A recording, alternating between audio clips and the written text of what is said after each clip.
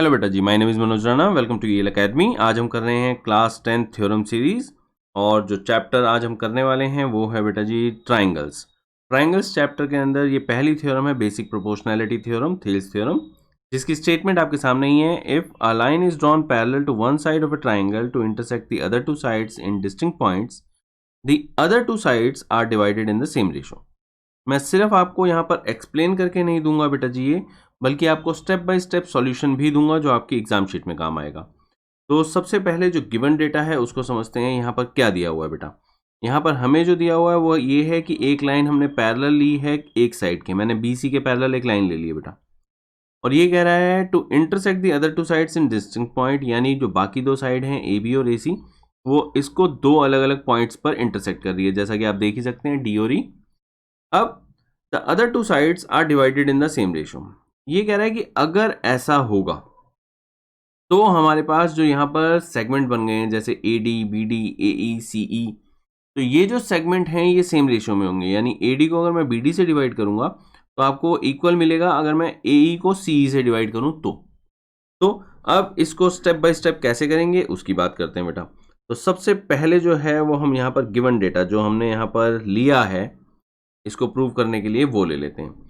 तो यहाँ पर हमारे पास है क्या, हमारे पास एक ट्राइंगल है और ट्राइंगल ए बी सी, और जो लाइन आपने ड्रॉ करी है पैरेलल वो ए बी को डी पर और ए सी को ई पर इंटरसेक्ट कर रही है, in which a line parallel to B सी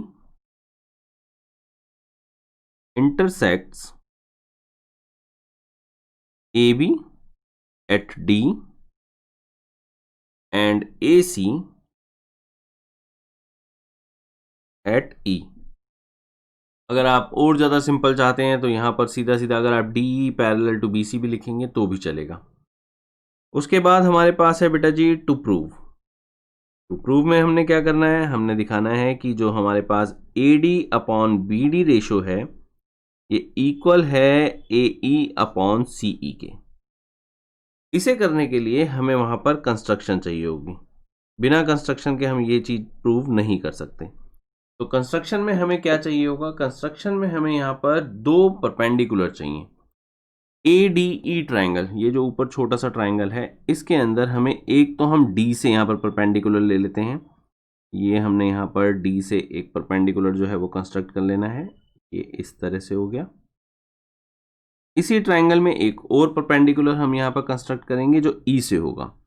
तो यहाँ पर हम एक ई से इस तरह से यहाँ पर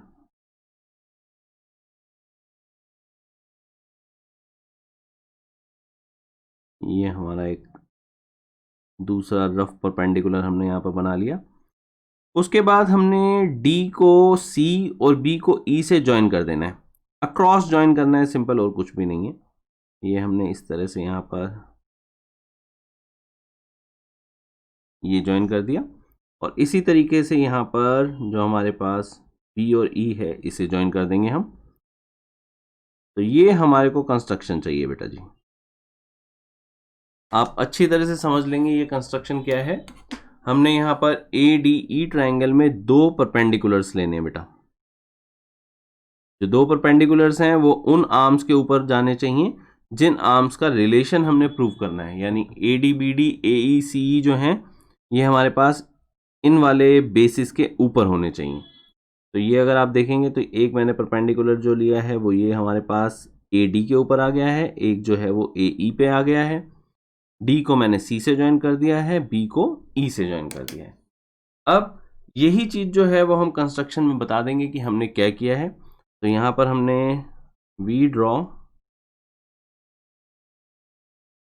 यहाँ पर लेबलिंग कर देते हैं। लेबलिंग में मैं यहाँ पर डी के साथ में एम ले लेता हूँ, ई के साथ जो है उसमें एन ले लेता हूँ। तो हमने क्या किया है, we draw D M perpendicular to A C and E N perpendicular on A D. A D या ए बी, क्योंकि पूरी की पूरी साइड जो है वो सेम ही है, एक्सटेंडेड है जस्ट। तो एक तो हमने ये किया है, और दूसरा हमने क्या किया है, आल्सो वी जॉइन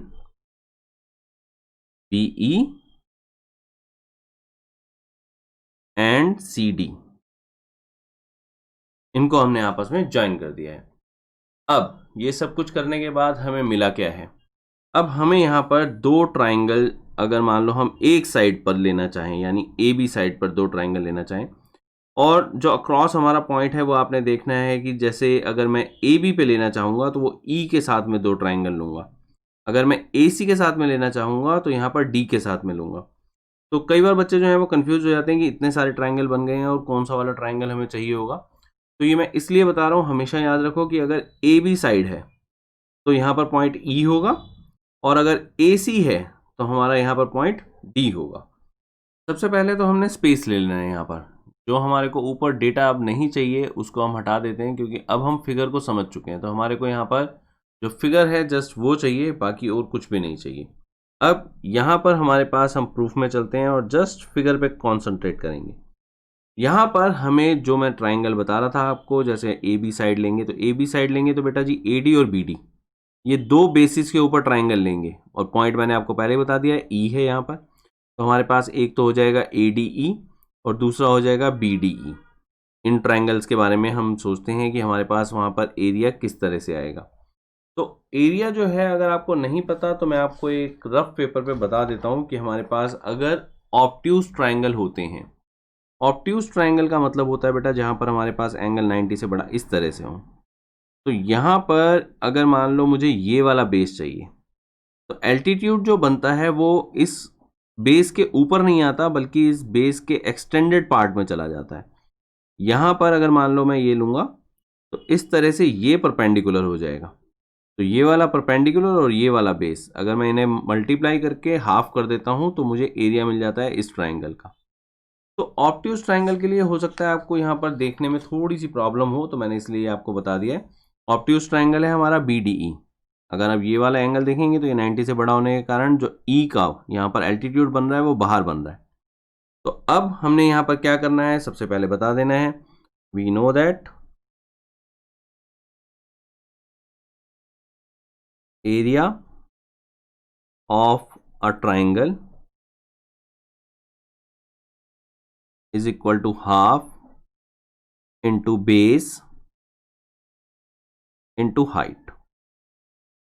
और मैं सिर्फ ये हाई करके ही लिख रहा हूँ, आगे स्पेस नहीं है तो मैं यहाँ पर मैसी नहीं करना चाहता। सिंपल आप समझ लेंगे, आपने half into base into height लिखना है यहाँ पर। देयरफॉर अब आपने यहाँ पर चार ट्राइंगल्स जो हैं उनके एरिया, इनफैक्ट वो 3 हैं लेकिन फिर भी हम यहाँ पर नाम से उनको 4 कर देते हैं। यहाँ पर हम सबसे पहले ADE की बात करते हैं। तो एरिया ऑफ ट्राइंगल ADE, आपने ट्राइंगल बनाना है, बहुत अच्छी बात है, नहीं बनाना है तो कोई दिक्कत नहीं है, आप सीधा सीधा ADE भी लिखेंगे तो उसका मतलब भी वही होगा। एरिया ऑफ ट्राइंगल ADE जो है आपका वो कैसे मिलेगा, वो आपको मिलेगा हाफ, बेस आपका यहाँ पर है AD तो आपने ले लेना है AD, और जो यहाँ पर परपेंडिकुलर है वो E से आ रहा है तो आपके पास हो जाएगा ये EN। दूसरा आपके पास एरिया ऑफ, जैसा कि मैंने आपको बताया था, सबसे पहले AB साइड अगर हम ले रहे हैं तो AB साइड में हम E के साथ में लेंगे, तो AD तो हमने ले लिया है, बाकी बचा है BD, तो हमारे पास यहाँ पर आ जाएगा BDE। ये क्या होगा, ये होगा हाफ, और यहाँ पर साइड होगी हमारी BD जो बेस है, और एल्टीट्यूड वही जो EN हमारे पास E से आ रहा है, ये हो गया। इसके बाद ऊपर वाला ही ट्राइंगल लेते हैं, लेकिन इस वाले ट्राइंगल के अंदर जो एरिया है अब हम इस बेस के साथ में निकालते हैं। तो हम जो है यहाँ पर अब इस साइड चले जाते हैं, अब D के साथ में AC बेस, D AC, ये आपने ध्यान रखना है। तो अब जो है वो आपको क्या क्या मिलेगा वहाँ पर वो देखते हैं। तो एरिया ऑफ ट्राइंगल AED, नाम को बदलने की ज़रूरत नहीं है, यहाँ पर जस्ट मैंने ये कर दिया है कि आपको बेस जो है वो क्लियर रहे, वरना आप सिंपल ADE ही 2 बार लिख सकते हैं। तो AED अगर हम देखेंगे तो हमारे पास हाफ, बेस हम इस बार ले रहे हैं AC वाला, तो AC पे हम बेस लेंगे AE, तो हमारे पास यहाँ आ गया AE। जो हमारे पास परपेंडिकुलर है वो D से आएगा तो ये हो जाएगा DM। उसके बाद जो हमारे पास बेस है अब सी ई लेंगे जो बचा हुआ है, और साथ में हमारे पास परपेंडिकुलर डी एम रहेगा। तो हमारे पास यहाँ पर हो जाएगा सी ई डी, ये वाला ट्राइंगल। ये जो है ये हो जाएगा half multiplied by base, base है इसके अंदर सी ई, परपेंडिकुलर सेम हमारा डी एम ही रहेगा इसमें भी। तो इस तरह से हमने यहाँ पर 4 इक्वेशंस जो हैं वो लेनी है इस थ्योरम के अंदर, जो हमारा मेन, जो हमारी शुरुआत है। तो ये हमारे पास 4 इक्वेशंस जो हैं वो आ गई। अब हमने क्या करना है, अब हमने यहाँ पर जो ए बी बेस वाले ट्राइंगल्स हैं उनको आपस में डिवाइड कर देना है, यानी फर्स्ट और सेकंड इक्वेशन को। तो हम यहाँ पर लिखेंगे डिवाइडिंग 1/2। अगर मान लो हम 1 को 2 से यहाँ पर डिवाइड कर देते हैं तो हमें क्या मिलता है, तो हमें यहाँ पर ऊपर जो है वो area of triangle A D E मिल जाएगा, और नीचे जो है वो हमारे को area of triangle B D E मिल जाएगा। यहाँ पर हमारे पास half into A D into E N मिल जाएगा, और नीचे हमारे पास half into B D into E N मिल जाएगा। जस्ट मैंने वैल्यूज जो हैं हमारी वो वाली यहाँ पर पुट की हैं।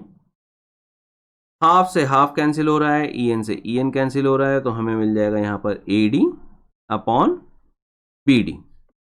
अब ऐसा ही करते हैं इन दो इक्वेशंस के साथ में। अब जो है वो डिवाइड कर देते हैं, डिवाइडिंग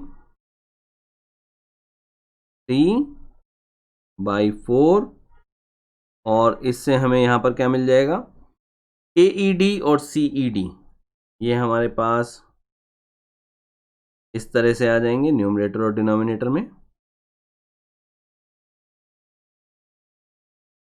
और राइट हैंड साइड्स जो हैं यानी हाफ इंटू ए ई इंटू डी एम, और इसी तरीके से यहाँ पर हमारे पास हाफ इंटू सी ई इंटू डी एम, ये हमारे पास राइट हैंड साइड में चली जाएंगी। डी एम से डी एम कैंसिल हो रहा है, हाफ से हाफ कैंसिल हो रहा है, तो हमारे पास ए ई अपॉन सी ई ये बचा। इन्हें भी हम इक्वेशंस दे देते हैं। तो हमारे पास इक्वेशन नंबर यहाँ पर जो है इसको दे देते हैं 5, इसे जो है वो इक्वेशन नंबर दे देते हैं 6, और यहाँ पर अब जो है वो हमारा काम रह गया है सिर्फ नीचे वाले दो ट्राइंगल्स में। अब नीचे वाले जो दो ट्राइंगल्स हैं उनमें क्या है, अगर हम देखें बी डी ई और सी ई डी, ये दोनों जो ट्राइंगल हैं ये वाले डी ई बेस के ऊपर हैं, और दूसरी चीज जो हमारे पास लाइन है यानी डी ई जो है और जो बी सी है ये आपस में पैरेलल है। तो अगर आपको थ्योरम याद हो बेटा जी कि अगर मान लो दो ट्राइंगल सेम बेस पे होते हैं और पैरेलल्स के बीच में होते हैं तो उनके एरिया इक्वल होते हैं, तो हमने वो ही यहाँ पर यूज करनी है। तो यहाँ पर हम यहाँ लिख देते हैं since triangles made on the same base between same parallels